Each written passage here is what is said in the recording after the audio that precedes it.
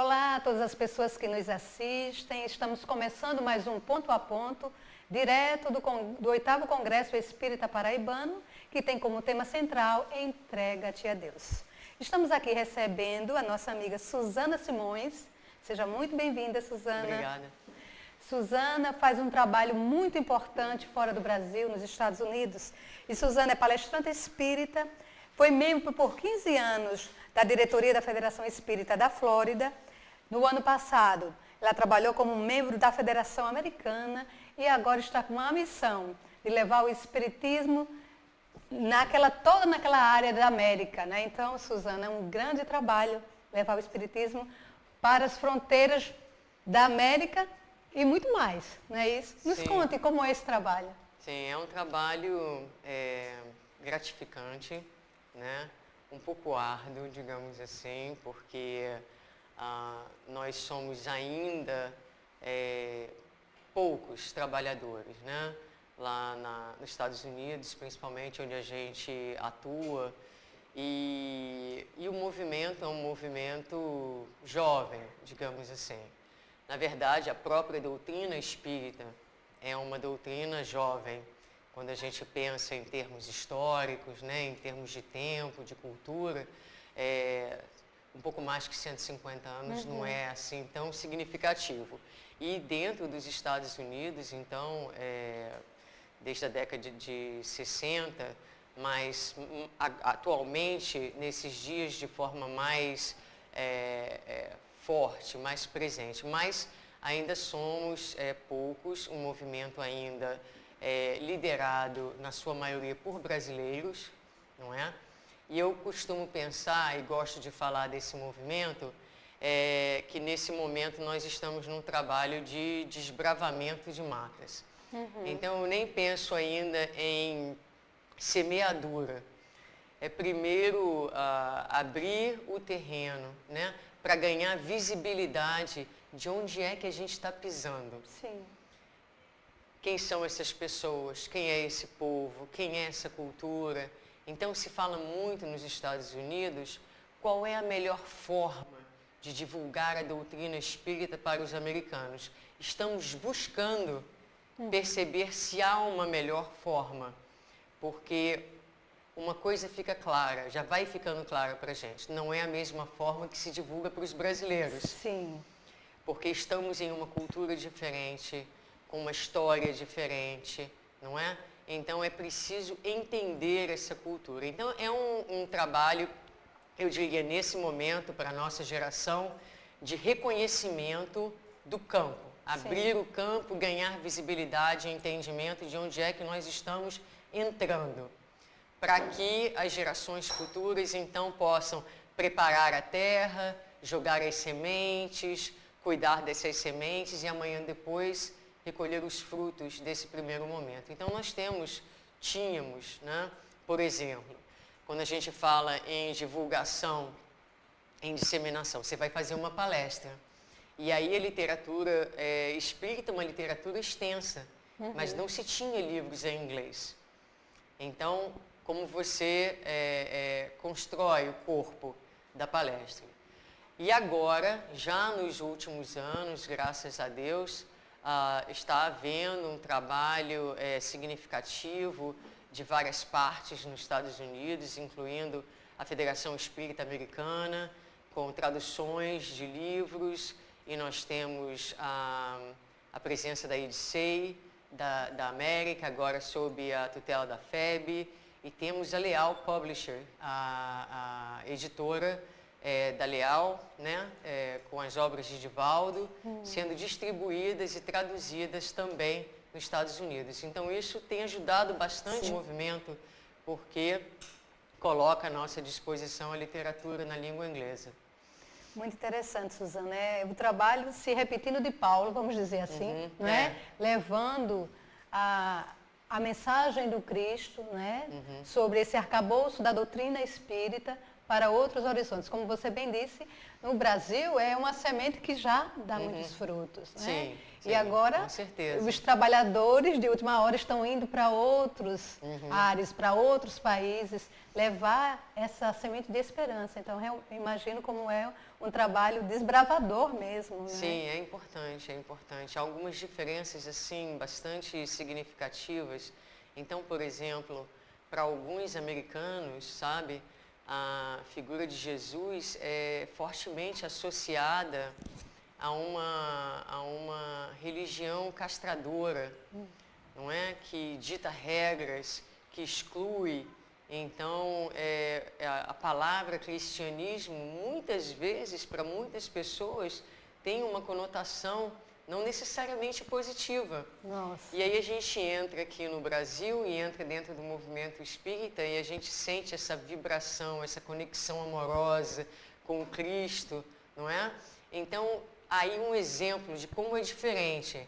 Então, como a gente fala desse Cristo, Sim. porque não vai deixá-lo de fora, isso é fato, não é? Com certeza. Mas então a gente precisa apresentá-lo a um livro chamado Entre Irmãos de Outras Terras, por exemplo, que ali Jesus é apresentado e eles usam uma terminologia dizendo não como salvador externo, mas como uma referência. Então não é o homem, é a mensagem. Não é alguém que vem de fora para te salvar, mas é alguém que vai apresentar um referencial de vida, de valores, que seguindo a criatura encontrará a paz, a salvação, o reino dos céus. Então é a maneira como a gente apresenta esse Cristo, obedecendo a tradição, a cultura, tendo empatia com a história, né, da América e dos americanos. Nossa, eu fico imaginando, Suzana, além de desmistificar uma imagem já, de certa forma, criada desse Cristo, vocês vão fazer a apresentação com um novo olhar do que ele realmente é. Sim, sim, né? sim. Então, muito, muito interessante. E como nós estamos aqui no Congresso trazendo esse tema, né? Entrega-te a Deus, né? E a gente sabe porque mesmo com tanto tempo da mensagem, a gente falando agora de Jesus, né?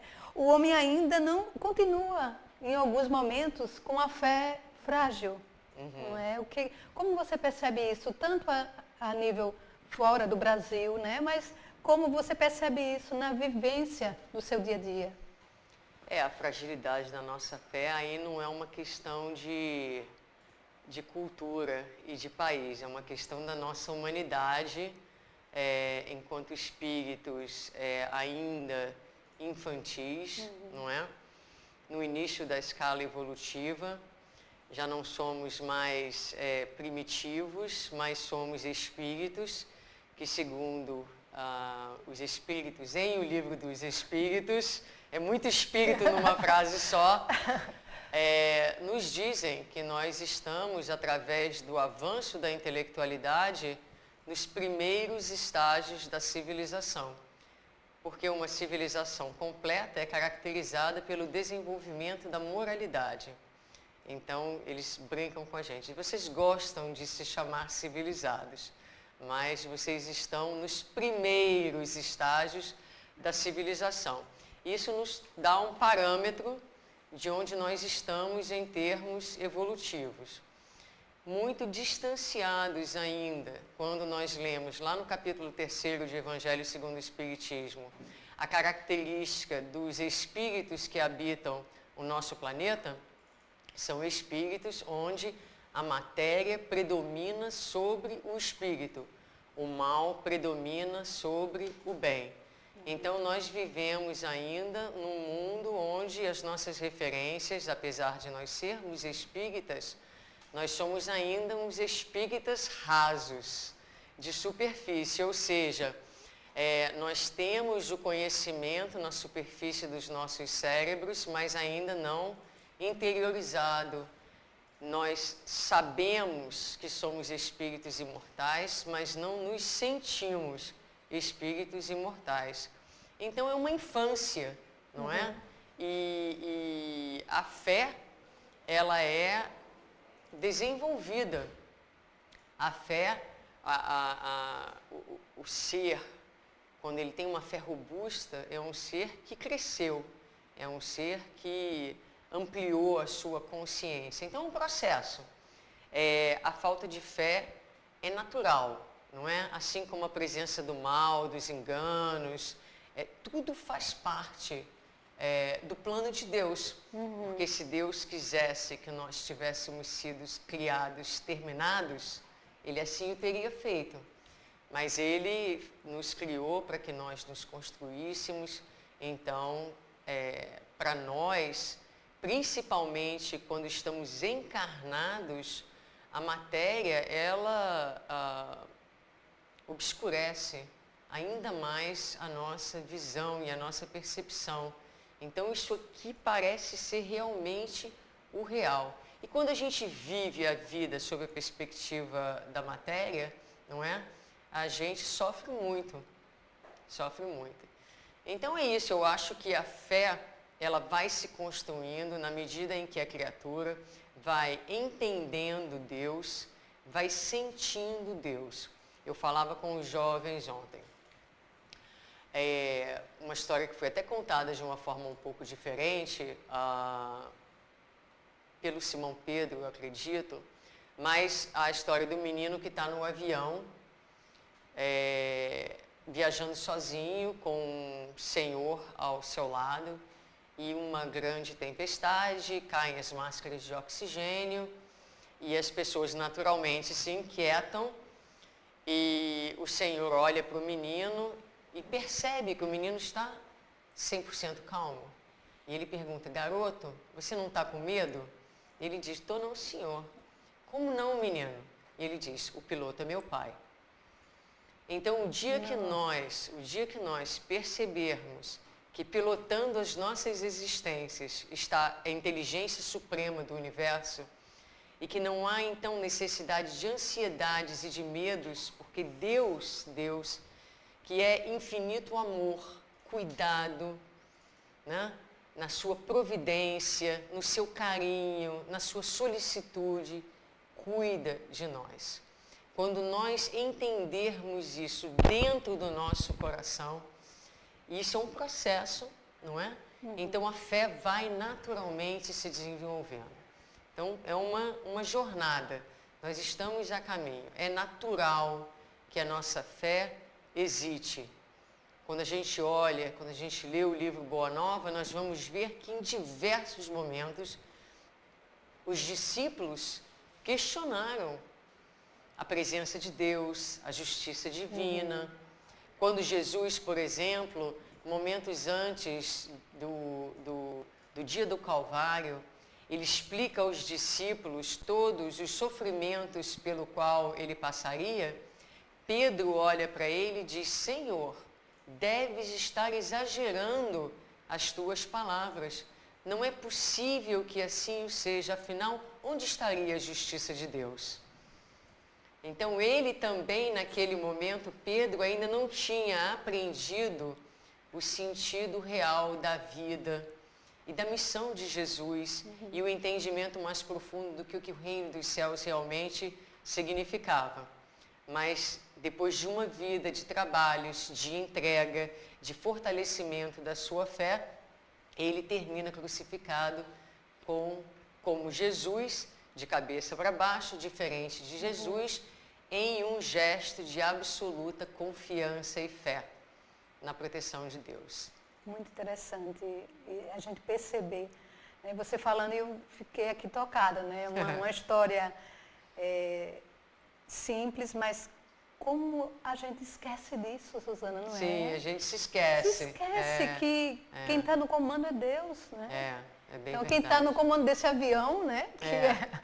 Que é a nossa história de vida, o nosso planeta, o universo, é Deus, um Deus de amor, que é esse Deus que o Cristo nos apresenta. Mas é difícil porque, como eu falei, e o Evangelho coloca bem essa analogia, né?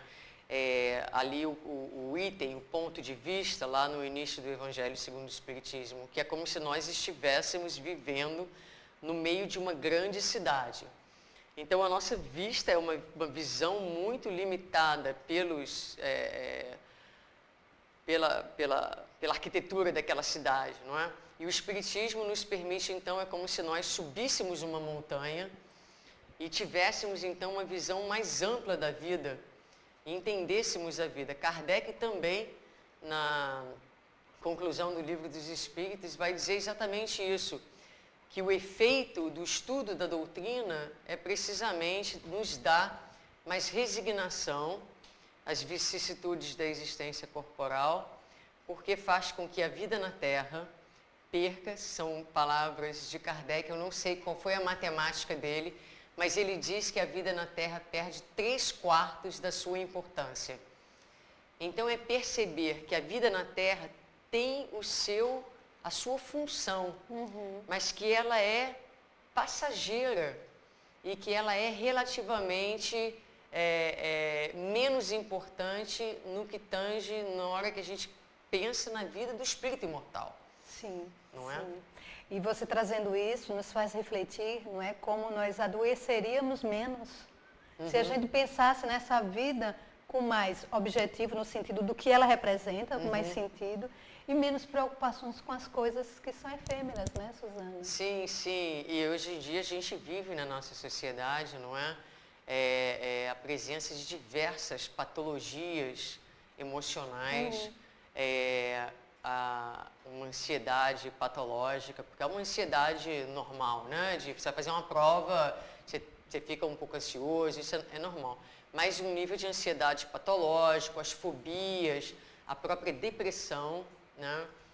De uma forma bastante contundente na nossa sociedade, que falam exatamente, a nível mais profundo, da desconexão da criatura com o Criador, com essa falta de fé. É falta de fé. É falta dessa... É mais do que crença, é falta de confiar nesse poder superior. Então, é bem por aí mesmo. Você estava falando, né, do trabalho que você fez aqui com os jovens. E como é essa relação com os jovens americanos dos Estados Unidos? Olha, se o trabalho na América é um trabalho jovem, o trabalho com os jovens, ele está assim, nascendo ainda, né? Então, nós temos, por exemplo, nos Estados Unidos inteiro, nós temos a Federação Espírita Americana, nós temos a Federação Espírita da Flórida, que é a mais antiga. Nós temos no norte o Tri-State, que é uma federação que cobre 3 estados no norte do país. E agora nós temos algumas áreas do país onde os centros começaram um movimento de unificação e estão assim com... algumas federativas nascendo, né? Ou associações, como eles chamam lá. Então, isso mostra assim, que o movimento está começando a se organizar assim, nesse âmbito mais largo, assim, não é? E na Federação da Flórida, quando nós estávamos lá participando, nós fomos parte da criação do Departamento da Infância e da Juventude, que na época... Inclusive, na época que nós tivemos a posição de presidente, nos pareceu que que seria o mais importante. Se a federação não tivesse mais nada, que ela tivesse um departamento da infância e da juventude para que nós pudéssemos capacitar, ajudar na capacitação, ajudar na unificação dos evangelizadores, porque, veja, é o trabalho mais difícil da Casa Espírita, na minha opinião. E nós não tínhamos material em inglês e depois você não tem, por exemplo, vamos pegar o material da FEB e usar o material da FEB, mas mais uma vez o material da FEB não traz exemplos, histórias que necessariamente sejam compatíveis com a realidade americana. Entende? Então, as histórias para a criança e para o jovem, você sabe. Se você vai falar para o jovem, você tem que falar a linguagem do jovem, porque senão você vai perder o jovem. Isso. Não é? Então, você tem que saber o que o jovem está escutando, o que ele está assistindo, qual é a música que ele gosta, qual é o cantor da moda, porque você vai trazer, então, aquele universo para dentro do centro espírita. Então, não só há uma dificuldade de entender o universo do jovem americano, como adaptar, não só traduzir, mas adaptar todo esse material para essa realidade. Mas hoje a gente já tem, então a Federação Espírita da Flórida está fazendo um trabalho bastante significativo nessa área, e agora começou já há alguns anos uma comunicação com a Federativa do Norte, o Tri-State, então de ajuda mútua entre as federações, a Federação Americana. Então, assim, ao início, digamos assim, de uma organização, nós tivemos um encontro jovens, primeiro realizado na área de Washington no ano passado, e agora esse ano vai ser o segundo encontro de jovens, promovido por uma companheira, a Vanessa Anceloni, e o grupo dela, que trabalham também de forma bastante ativa na divulgação do movimento espírita.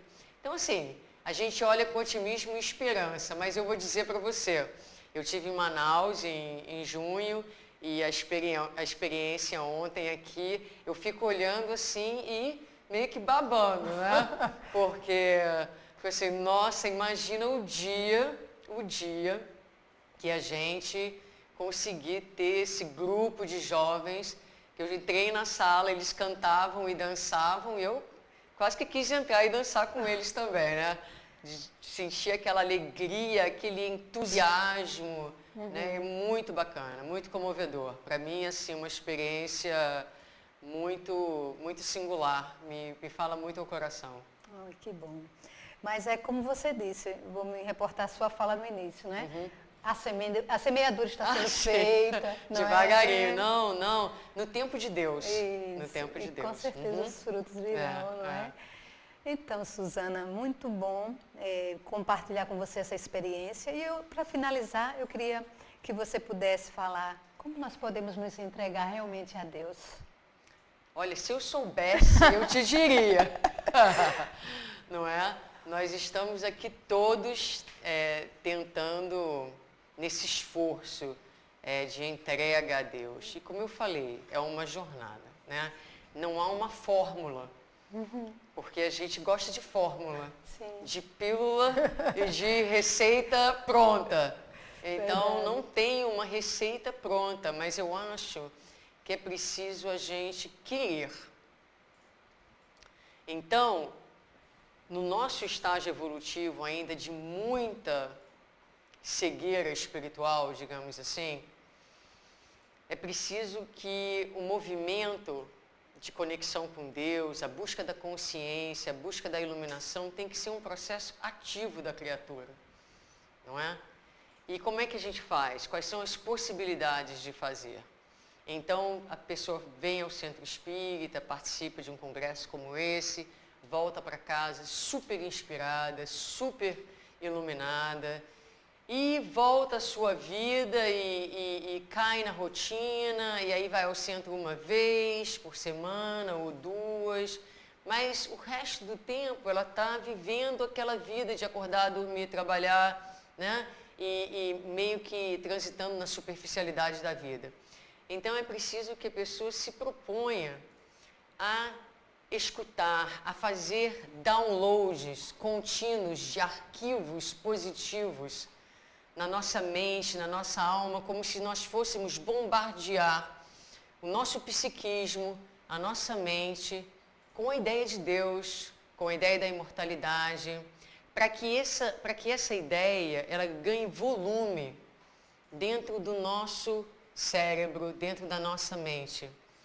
Ganhe volume, ganhe espaço, é como se a ideia fosse tomando o nosso ser e na vivência do dia a dia, buscar trazer essas ideias. Então, na medida em que a gente se alimenta das ideias, dos conteúdos da doutrina, da leitura, hoje em dia é tão fácil.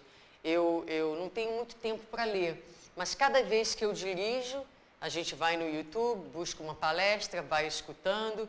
Você pode passar o dia inteiro envolvido naquele psiquismo. Então, mergulhar, buscar, estudar, porque quando a gente estuda, a gente vai descobrindo, não é?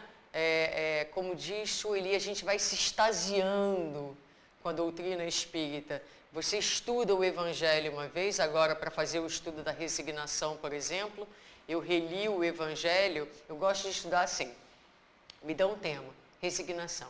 Aí eu vou, onde no Evangelho inteiro, de cabo a rabo, fala de resignação? Aí eu leio, mas hoje em dia é fácil, porque você vai no Kindle e você entra lá, resignação, e te dá a lista de todos os temas da resignação. Aí você vai ver no Evangelho.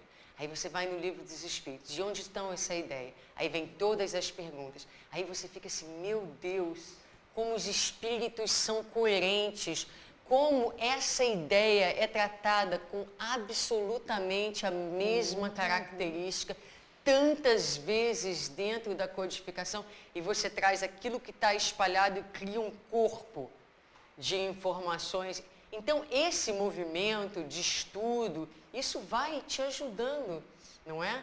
A criar este volume, essa presença cognitiva. E depois, no dia a dia, fica mais fácil. Na hora da prova, na hora da luta, você tem acesso mais fácil à informação, porque você processou tanto ela na tua mente que ela está ali, ó, à tua disposição. É fácil tirar da estante, você sabe exatamente onde ela está. E aí a vida vai te possibilitar, então, um exercício, que é, ontem um jovem me perguntou, e como é que a gente traz da mente para o coração? Vivendo, passando pela experiência, não é?